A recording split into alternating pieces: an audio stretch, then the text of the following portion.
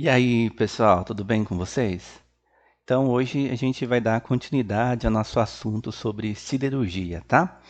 Nas aulas anteriores, a gente viu a respeito da extração mineral, do processo de redução no alto forno, né, no processo de transformação minério de ferro em ferro-gusa, e depois de uma transformação de ferro-gusa para aço na aula anterior a essa, né, na cearia. E hoje a gente vai falar um pouquinho a respeito dos aços e ferro fundidos, tá? Na verdade, é só mesmo uma pincelada, um resumo bem breve sobre aços e ferro fundidos. Daria para ter várias aulas sobre o assunto, mas não é esse o objetivo da disciplina, tá? No momento oportuno, quando a gente falar de tratamento térmico, na verdade, quando vocês forem estudar tratamento térmico no próximo módulo, daí se fala um pouco mais a respeito dos dois materiais, tá bom? Então vamos lá, para quem não me conhece, está assistindo esse vídeo pela primeira vez, eu sou o Renato, sou professor do campus Hortolândia, do Instituto Federal, e essa página faz parte da turma de fabricação mecânica, dos alunos que estão estudando mecânica no campus, tá? Então, se vocês ainda não se inscreveram, né, faço o convite que se inscrevam, e se gostarem do conteúdo, também dá um curtir aí para ajudar a divulgar o conteúdo da página, tá bom? Então, vamos falar um pouquinho de ácidos ferro-fundidos? Vamos lá. Bom, então a gente já sabe que um aço, né, ele é proveniente lá da redução de minério de ferro, tá? Ou se for aí em usinas semi-integradas por meio de sucata, né, reaproveitamento de sucatas. Muito bem. Bom, então as ligas metálicas ferrosas são ligas que vão possuir, obviamente, ferro como elemento principal na sua composição e carbono, a gente já sabe disso, né? O ferro é um metal abundante na crosta terrestre e caracteriza-se por ligar-se com muitos outros elementos metálicos e não metálicos. O principal elemento da quais o ferro combina-se é o carbono, tá? Para formar uma liga ferro-carbono. E é importante destacar, dentro desse grupo ferro-carbono, a gente tem dois grupos de materiais que têm comportamentos distintos, quando a gente pensa em comportamento mecânico distintos, né? Que são o aço e o ferro fundido, tá? Então são dois grupos. Então a gente tem inúmeros aços, temos aí uma quantidade não tão grande assim de ferros fundidos, tá? Então, como é que eu sei que eu tenho um e que eu tenho o outro? Então, os aços, com relação a só o carbono, né, ele vai ter entre 0,008% de carbono a no máximo 2,11% de carbono. E o ferro fundido possui, teoricamente, teores de carbono entre 2,11 e 6,7, tá? Então, esses valores aqui, tanto para aço e ferro fundido, são valores teóricos, tá bom? Do ponto de vista prático, é difícil encontrar aços que alcancem uma porcentagem tão alta assim de carbono, na casa de 2%, né? Mas comum encontrar aí até 1% de carbono, tá? O mesmo vale para ferro fundido, difícil encontrar ferros fundidos com valores próximos aqui ao limite máximo de carbono, tá bom? E aí, durante o decorrer da aula, eu explico aí por que isso, tá bom? Bem, então vamos lá. Então a gente já sabe que o aço ele é uma liga, né, que tem os elementos ferro e tem o elemento carbono, né, átomos de ferro, átomos de carbono.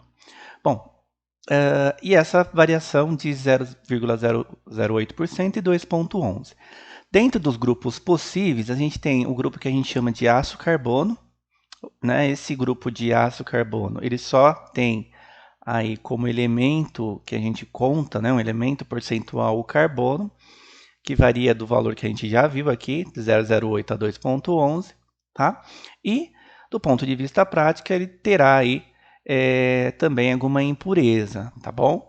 Mas a gente despreza essa informação aqui, já está implícito que, obviamente, eu nunca vou ter um ácido carbono, uma liga de ferro e carbono com nenhuma impureza, né? Só os dois elementos químicos, tá? Por quê? Porque para eu conseguir isso, o processo se tornaria muito caro e inviável do ponto de vista da questão produtiva e também dos custos, tá bom?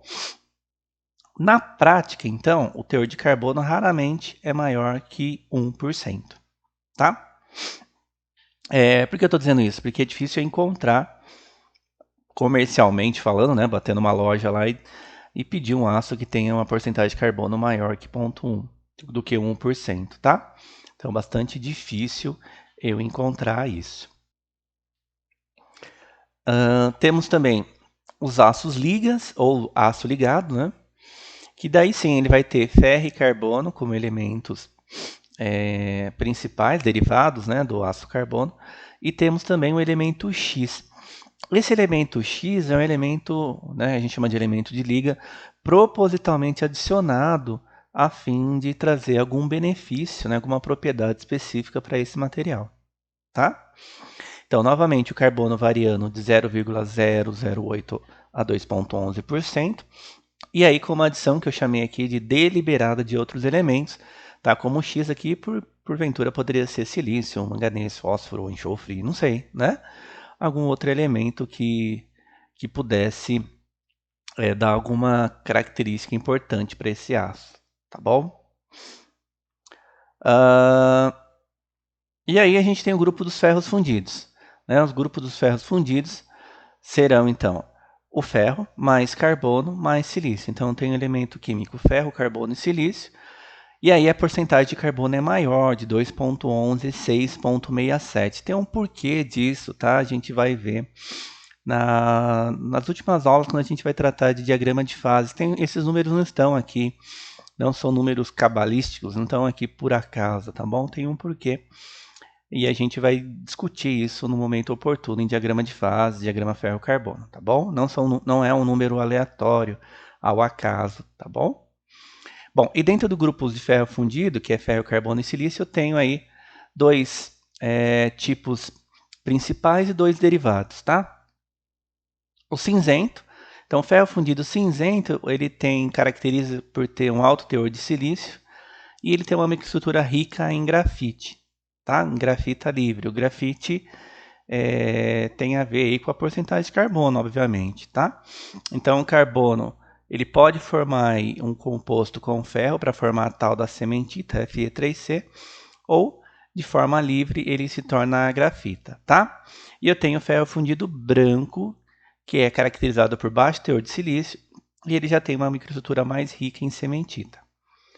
E tenho aí dois derivados, o maleável. Então, o ferro fundido maleável ele vai ser obtido a partir do fofo branco, na verdade é um tratamento do fofo, tratamento térmico, né?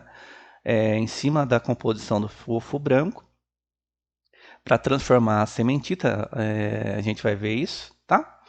E o nodular é um tratamento térmico também, um outro tipo de ferro fundido em cima do nosso ferro fundido cinzento, feito no estado líquido, que vai transformar aí, o tipo de grafita em termos de lamela, né, para uma grafita mais esferoidizada, mais arredondada, tá? Bom, a gente vai discutir isso depois. Então, é importante vocês guardarem que o ferro ele tem dois grupos grandes, o de aço carbono, de aços ligados, e que o ferro fundido tem basicamente 4 tipos, tá? Cinzento, branco, maleável e nodular. Lembrando que o maleável e o nodular são tratamentos térmicos derivados tanto do fofo branco como do fofo cinzento, tá? Fofo é uma abreviação um termo técnico aí que a gente usa para ferro fundido, tá? Vem da abreviação aqui de ferro, tá? De ferro fundido, FO, né? FO, tá bom? Bom, então a respeito dos aços, ele tem uma cor acinzentada, a densidade muda um pouco dependendo a composição química, liga, mas por volta de 7,8 gramas por centímetro cúbico. A temperatura de fusão em torno de 1250 a 1450, também a mesma ideia, tem uma variação conforme a composição, né? A dutibilidade, tenacidade, elasticidade, resistência mecânica e resiliência são propriedades que podem estar no meu aço, né? A gente ainda não estudou propriedades mecânicas, mas a gente vai estudar ainda, tá? Então, o que eu queria dizer só que, assim, em outras palavras, né? Que o aço ele pode ter um comportamento aí, abre aspas, macio, é um comportamento mais duro, mais rígido, tá? Dependendo um pouco das suas características, dependendo um pouco da sua composição química ou ainda do seu processamento, tá bom? E aí algumas características de soldabilidade, temperabilidade, usinabilidade, forjabilidade, né? Esses termos habilidades sempre vão aparecer aí no curso de fabricação mecânica, né? E tem a ver, a gente poderia traduzir assim com habilidade de ou capacidade de, né?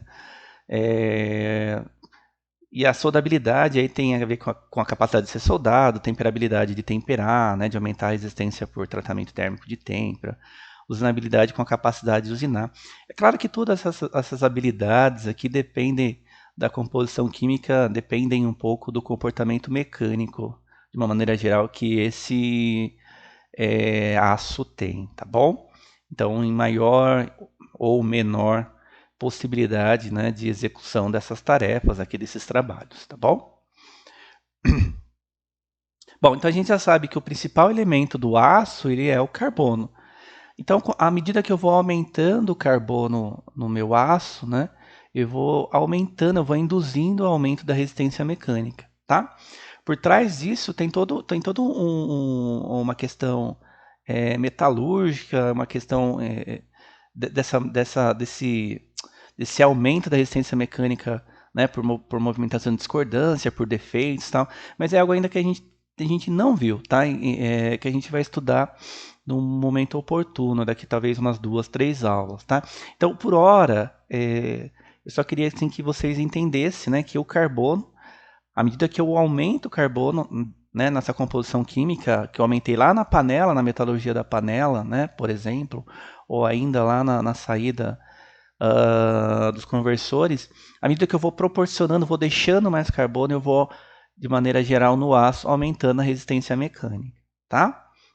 E à medida que eu aumento a resistência mecânica, eu perco em deformação, eu perco no que a gente chama de ductibilidade, tá bom? Mas eu não queria que vocês ficassem muito atrelados a isso, né?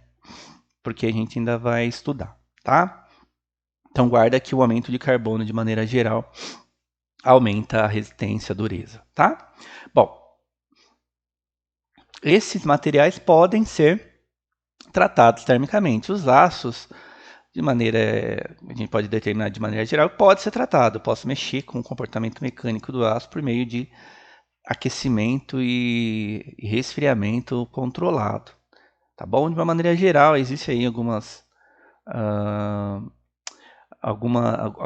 alguns aços, por exemplo, que não exatamente eu consigo tratar, mas enfim, também é um tópico para a gente estudar futuramente a respeito de tratamento térmico. Por hora, a gente pode pensar que de maneira geral a gente consegue mexer com as propriedades mecânicas do aço, né, indefinidamente por meio de tratamento térmico, tá bom? Bom, então como a gente viu anteriormente, a gente tem os ácidos carbonos e os ácidos ligados. Então, aço carbono, os ácidos que eu chamei aqui de ácidos ligas ou aço ligado, tá? Sendo que os ácidos ligas também têm uma subdivisão, que pode ser os ácidos que a gente vai chamar de baixa e os ácidos de alta liga. Então, se eu tenho uma somatória de elementos de liga, né, que eu adicionei propositalmente a fim de mexer com alguma propriedade específica do aço, se essa quantidade que eu adicionei for abaixo de 5%, eu estou pensando num aço liga, né, de baixa concentração, simplesmente aço baixa liga, tá? Se a somatória desses elementos que eu adicionei for maior que 5, eu tenho o que a gente vai chamar de alta liga, tá bom? Vou dar um exemplo. Eu tenho lá um aço, e aí eu adicionei 2% de tungstênio, 1% de níquel, 1% de vanádio, 1% de cromo, né? Então, se essa somatória desses elementos de liga, excluindo o carbono, né, for maior que 5%, eu tenho um aço alta liga. Se for menor, um aço baixa liga, tá?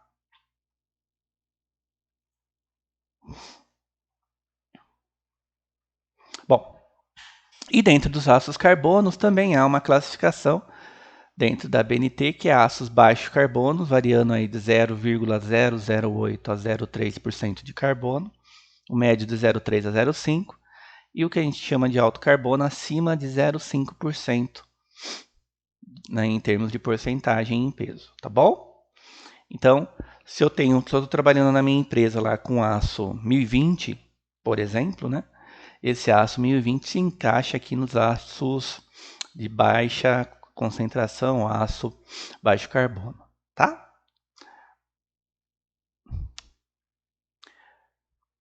Bom, com relação aos ferro fundido, né?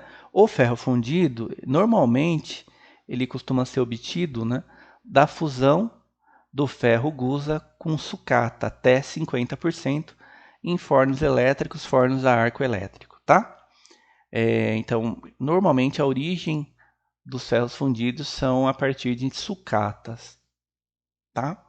Porque eu consigo um reaproveitamento mais fácil, né? E eu não tenho um processamento tão longo assim para tirar, né? Para ter todo esse processo de extração de carbono, até porque no ferro fundido é aceitável que eu tenha uma quantidade maior de carbono do que no aço, tá bom? Então isso faz com que eu consiga trabalhar direto no forno arco elétrico, não necessariamente utilizando dos conversores, tá? O carbono então vai estar presente sobre duas formas no nosso ferro fundido.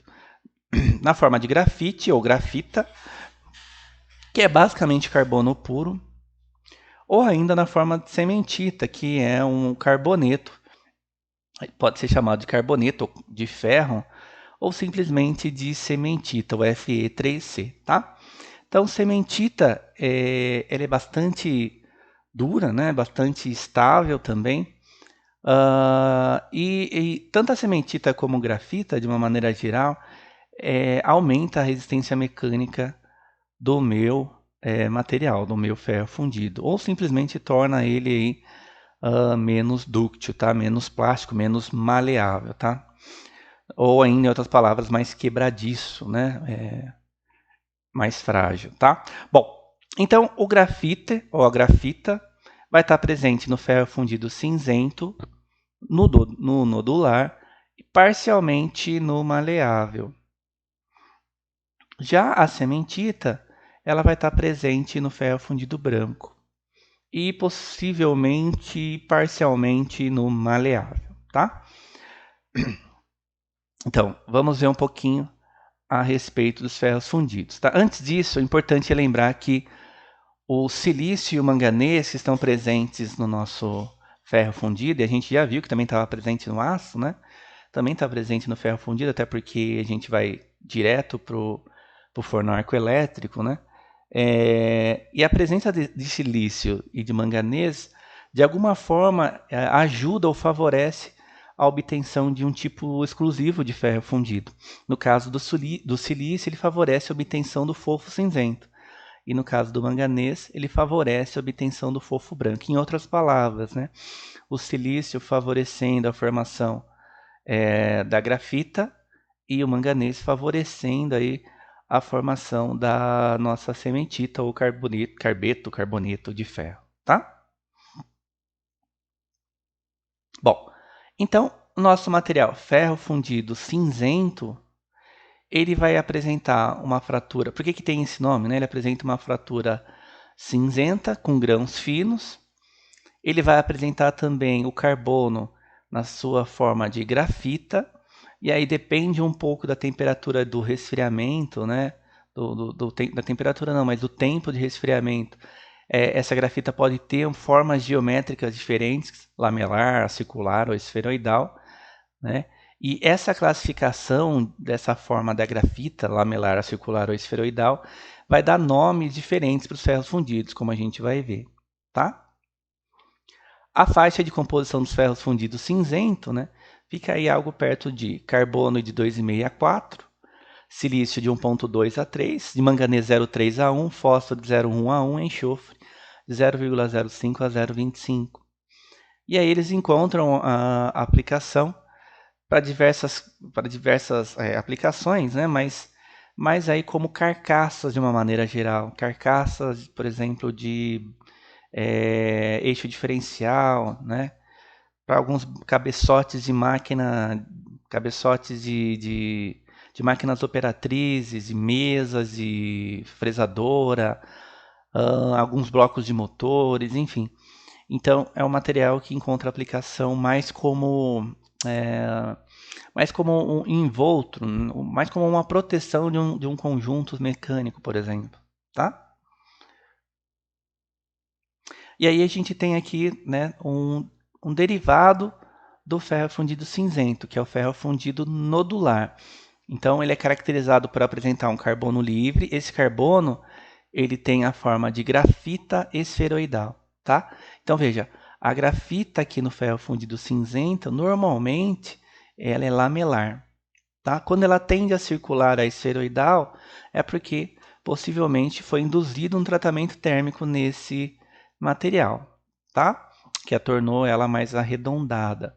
Então, a grafita esferoidal, ela aumenta consideravelmente a ductibilidade desse ferro fundido, tá?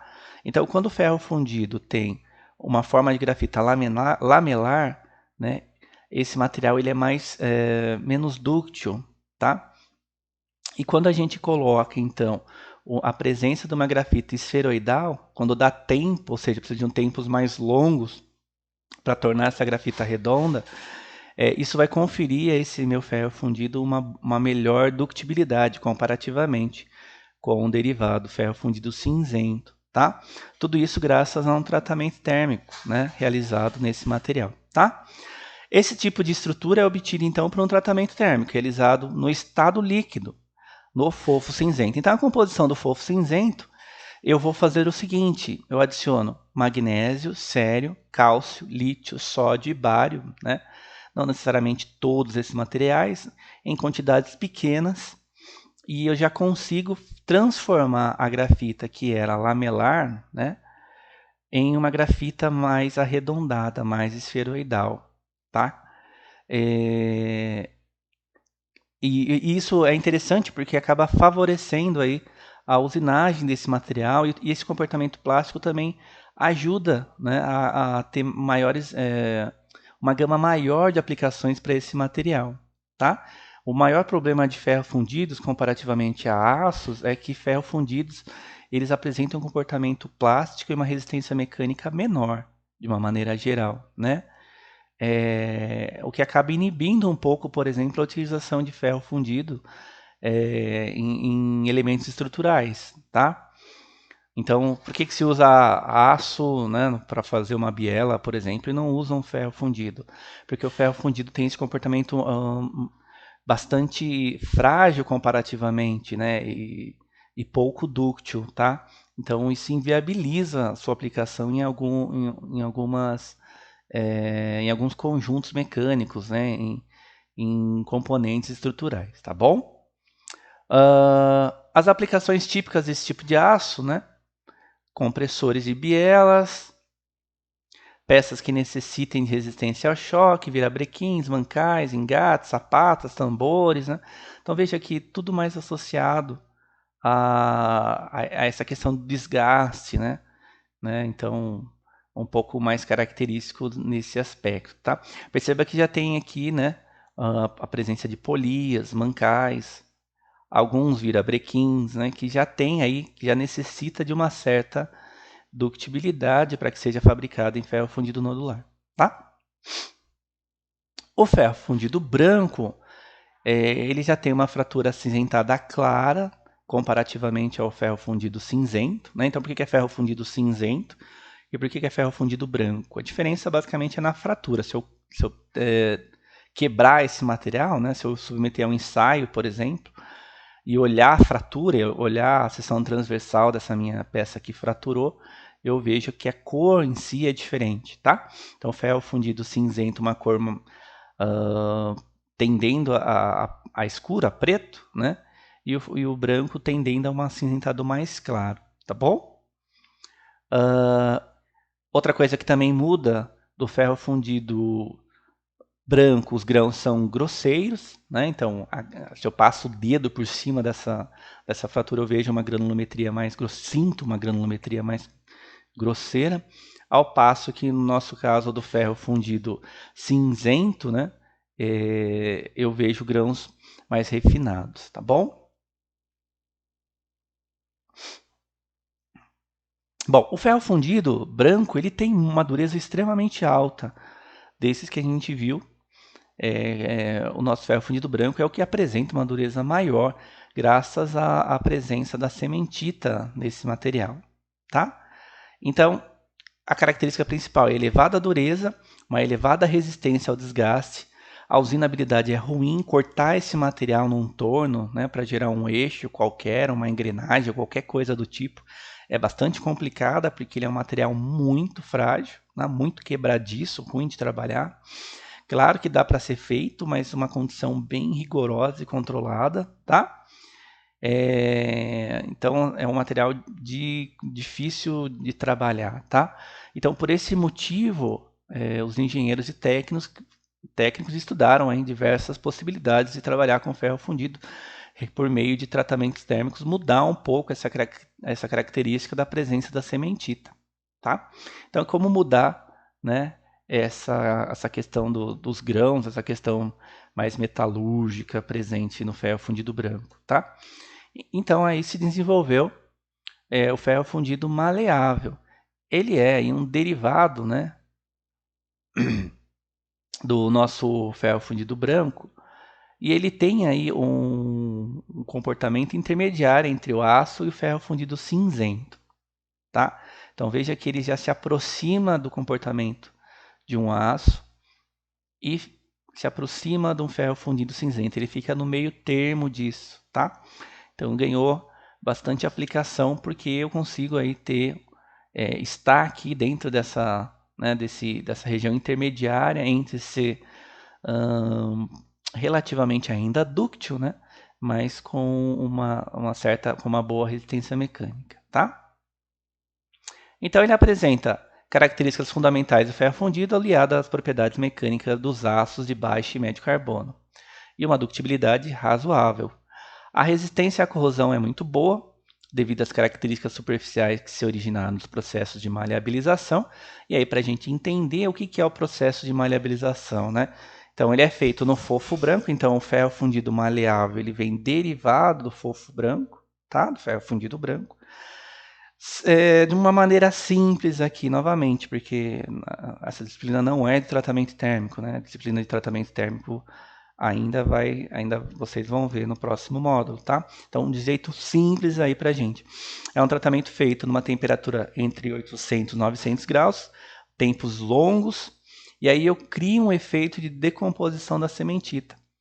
Então, eu faço com que eu separe, entre outras palavras, né, eu separe esse ferro do carbono, faço o carbono precipitar em grafita, grudar, juntar com outros carbonos para formar uma grafita, e o ferro ele volta para a rede cristalina, ele volta para dentro do grão. Isso faz com que a grafita, né, nesse tempo mais longo de aquecimento e também de resfriamento, faz com que essa grafita se torne roseta. Roseta também é uma configuração que a gente usa num termo metalúrgico para uma geometria mais, até coloquei aqui para facilitar um pouco mais arredondada, né? Tá?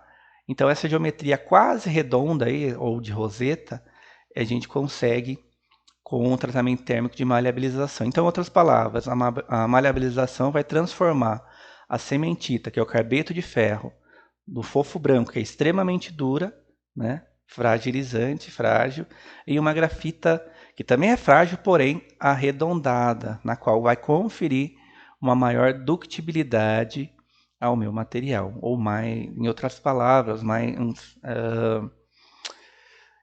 mais maleável esse material, tá? Para quem não sabe do termo ductibilidade, tá bom? Mais maleável, um termo mais macio para esse material, tá bom?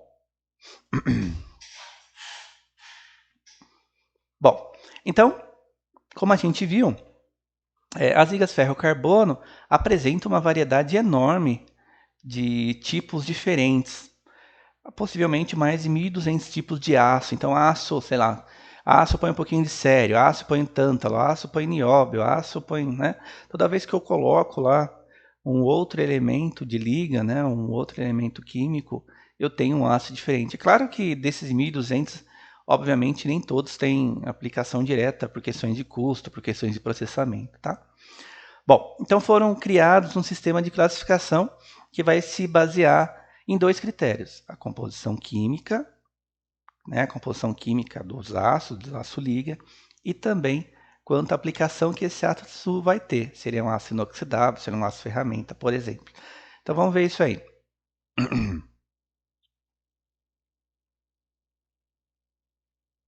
Bom, então vamos pegar aqui o primeiro exemplo, tá? Vou pegar o exemplo aqui do aço mais comum. Esses aqui eu acho que vocês têm que guardar, tá? Vai servir para o curso de vocês, para a vida profissional de vocês, que é a respeito da classificação do aço comum.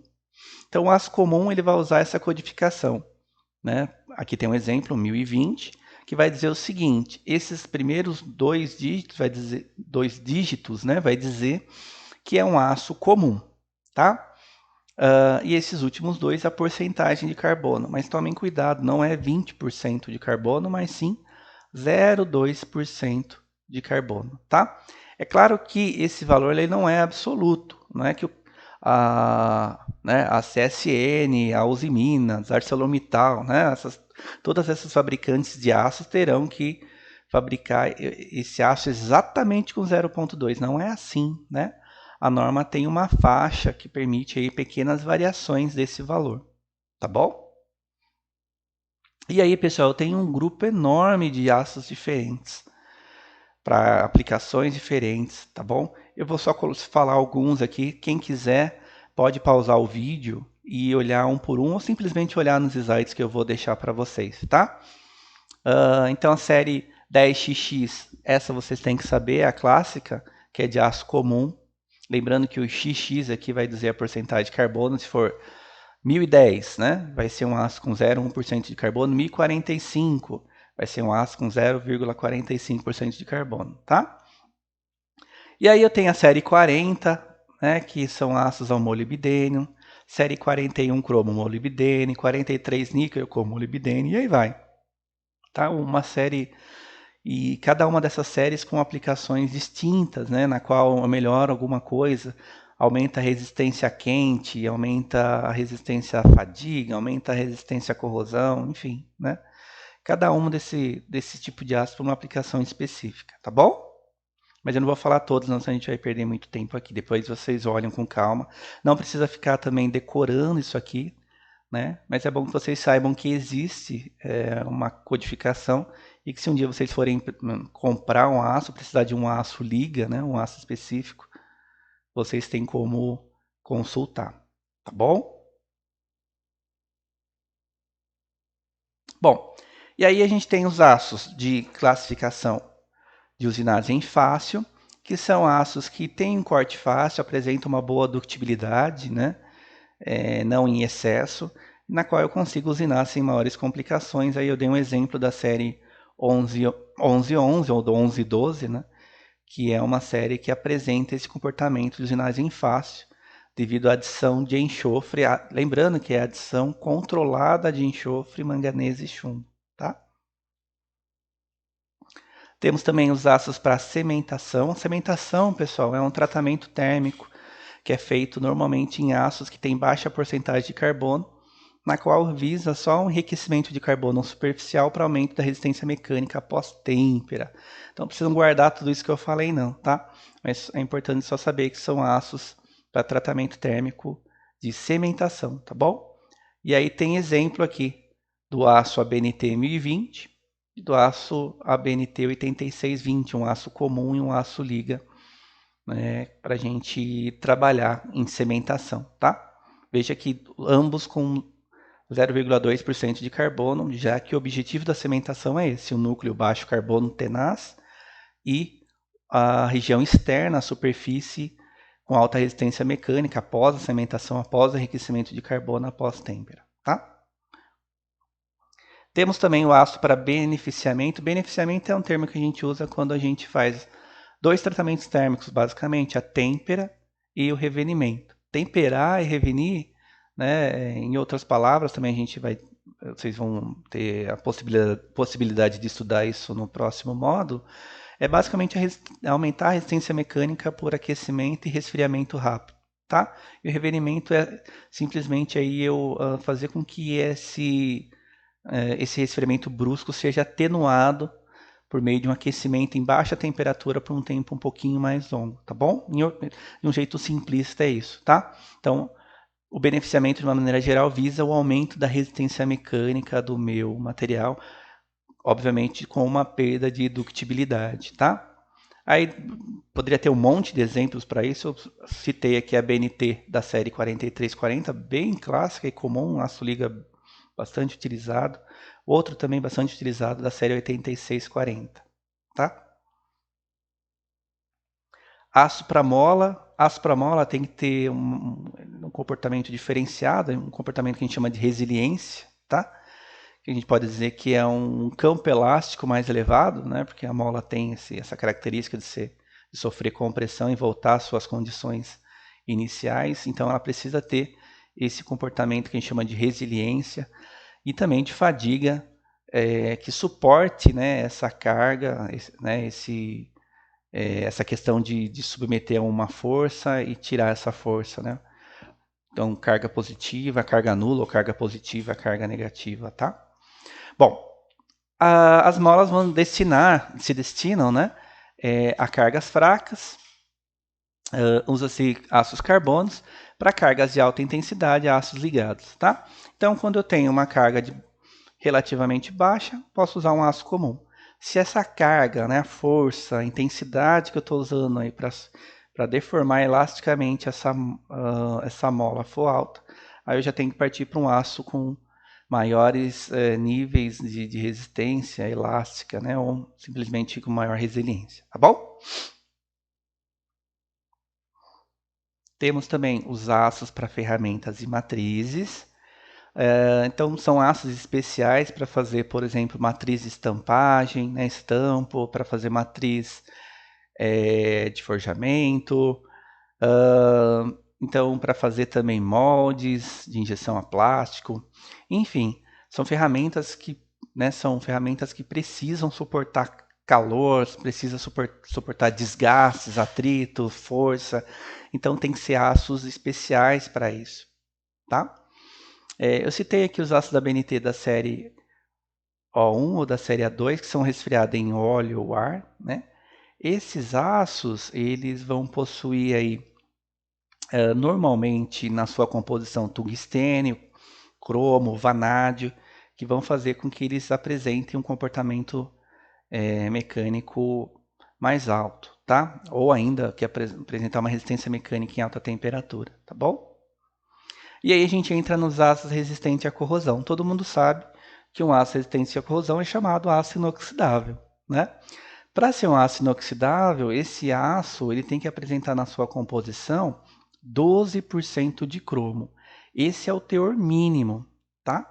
Então, se esse aço tiver 12% de cromo, ele é considerado um aço inoxidável, tá? E aí cabe um adendo aqui. Não é porque é um aço inoxidável porque ele não vai sofrer oxidação. Na verdade, ele tem uma capacidade maior, né, de evitar essa reação do oxigênio com o ferro. Mas em algumas condições específicas, por exemplo, em um ambiente corrosivo, né, esse material poderia sim corroer, tá? Poderia sim estar sujeito a uma formação de óxido de ferro, tá bom?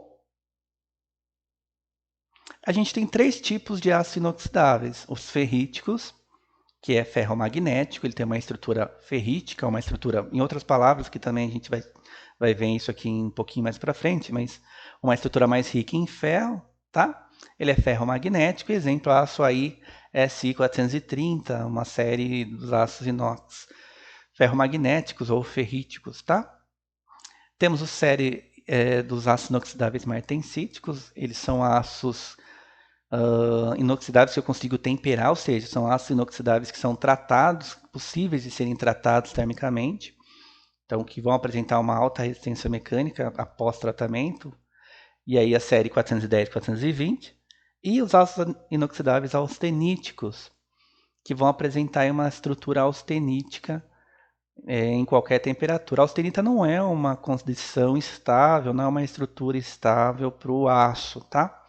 Mas para o aço inoxidável em si, ele tá? Mas é um tópico também de uma discussão futura, essa questão da austenita ser estável ou não em temperatura ambiente, tá? Por hora, já posso adiantar um pouquinho que não é uma característica de ela ser estável, tá bom? Bom, esse ácido inoxidável é paramagnético, então ele não tem aí, não tem atração magnética, né, na atração a ímã, e não é endurecível por têmpera, tá? Mediante a deformação a frio, há um tratamento de, né, um tal do encruamento, deformação a frio, ele pode adquirir uma estrutura parcialmente martensítica, né, se eu forçar aí um refinamento de grão, por exemplo, por deformação a frio, tá? E aí sim ele vai apresentar um certo ferromagnetismo. Bom, e aí tem a série 302, 303, 304, 316, né? Uma gama bastante grande de aços disponíveis austeníticos, né? Um aço também médico bastante utilizado como biomaterial, tá bom? Bom, então a influência do teor de carbono no aço inoxidável pode influenciar de diferentes modos, tá? Então o carbono vai tornar temperáveis os aços. Então, conforme eu vou adicionando carbono, né, no aço inoxidável, que tem, obviamente, uma porcentagem maior que 12%, ele tende a sair de ferro magnético para martensítico, tudo bem? Com teores mais baixos de carbono, o aço não é temperável, enquanto que eu vou colocando mais carbono, ele muda para martensítico, vira temperável, tá? Enquanto as características de corrosão, o carbono tem uma influência desfavorável nos aços austeníticos. Os de teor mais elevado são normalmente mais propensos a sofrer corrosão no grão intercristalina do que no teor mais baixo. Então, o excesso de carbono, por um lado, favorece a formação de um aço martensítico, um aço temperável, por outro lado, ele prejudica uma qualidade que normalmente é bastante querida, né, nos aços inoxidáveis, que é a questão da resistência à corrosão, tá bom? Bom, qual a influência dos elementos de liga? O cromo, ele é o elemento principal no aço inox, então a gente já sabe que tem que ser no mínimo 12%, e ele tem aí uma questão básica da formação de uma película impermeável que protege o aço contra ataque de agentes agressivos. Em outra palavra, né, o cromo torna aí o mais instável possível o ferro e inibe a reação do ferro com o oxigênio. Bom, temos o níquel, que é o segundo elemento mais importante para o aço inoxidável. Ele favorece a formação da austenita e ele tende a aumentar o campo de existência dessa fase até a temperatura ambiente. Tá? E o molibdênio, que é aí também geralmente adicionado em teores da ordem de 2 a 4%, que vai melhorar a resistência à corrosão e ao calor. Tá bom, pessoal? Então, era isso que eu tinha para falar para vocês, tá? Um breve mesmo resumo a respeito da classificação dos ácidos de ferro fundidos, tá? Então, na próximas aulas a gente vai ver o conteúdo mais atrelado à ciência dos materiais, né? A formação de estrutura cristalina, de defeitos cristalinos, tá? Então, fica o convite para vocês aí se inscreverem no canal novamente e acompanhar a gente, tá? Espero que vocês tenham gostado do conteúdo. Em um momento oportuno a gente volta a falar sobre esse assunto de aços, de aço inox, ferro fundido, tá bom? Aqui realmente foi só para a gente ter uma noção geral sobre esse assunto, tá? Em tratamentos térmicos a gente vai voltar a falar sobre eles com um pouco mais de calma, tá bom? Então, forte abraço a todos e até breve, gente.